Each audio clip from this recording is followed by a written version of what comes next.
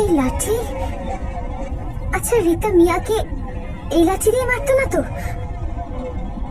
এই লাঠি জায়গায় জায়গায় বাবা, এর নিশ্চয়ই কোনো কারণ আছে।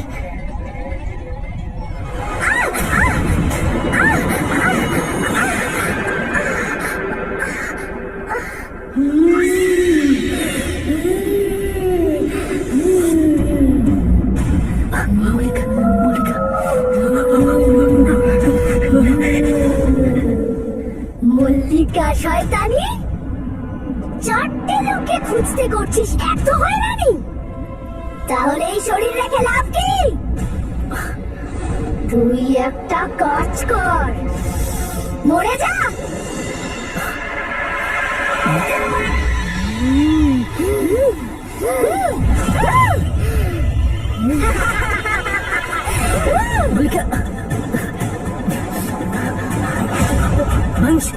ওটা মল্লিকার আওয়াজ ছিল না।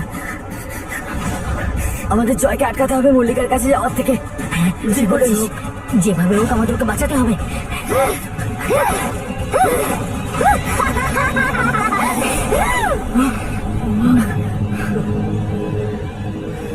জয়, জয়, ও তো মল্লিকা নয়, ওর কাছে যাস না। মল্লিকা, মল্লিকা, মল্লিকা, মল্লিকা, সাবধানে। মল্লিকা, মল্লিকা, কি হয়েছে? জয় দাঁড়া, তুই ওকে তুলিস না। ও তোর মল্লিকা না, তুই থাম। মল্লিকা, মল্লিকা, কত রক্ত বেরিয়ে গেছে। মল্লিকা, মল্লিকা, আরে ওকে ভাই, মল্লিকা ঠিক আছে।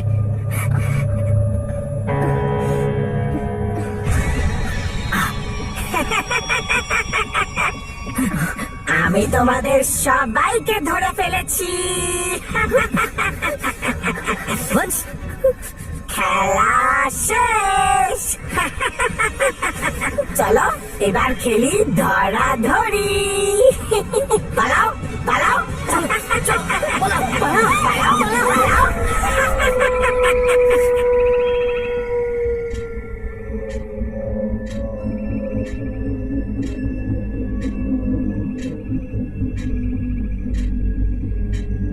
কোনো মতো যেন 5টা বেজে যায়, যাতে এই লুকোচুরি খেলাটা বন্ধ হয়।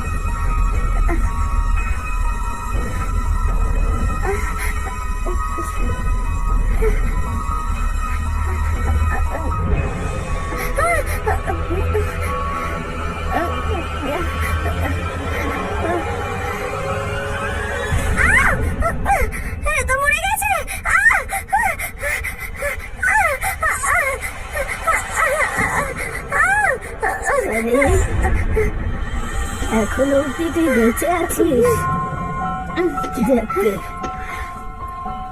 5টা বেজে গেছে,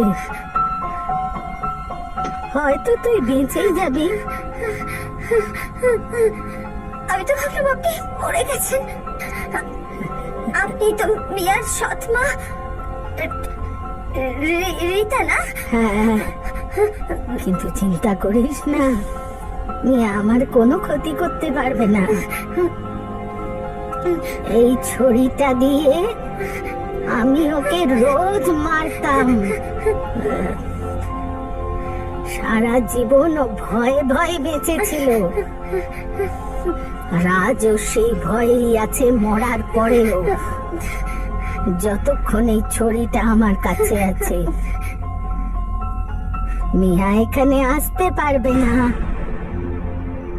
আর এই দুটো লাশকে তো আমি শান্তনু আর এলিনাকে বোকা বানানোর জন্য রেখেছি, যাতে ও মিয়ার এই খুনি লুকোচুরি খেলায় তোর মতো বোকাদের ধরে ধরে নিয়ে আসতে পারে। যতদিন আমি বেঁচে আছি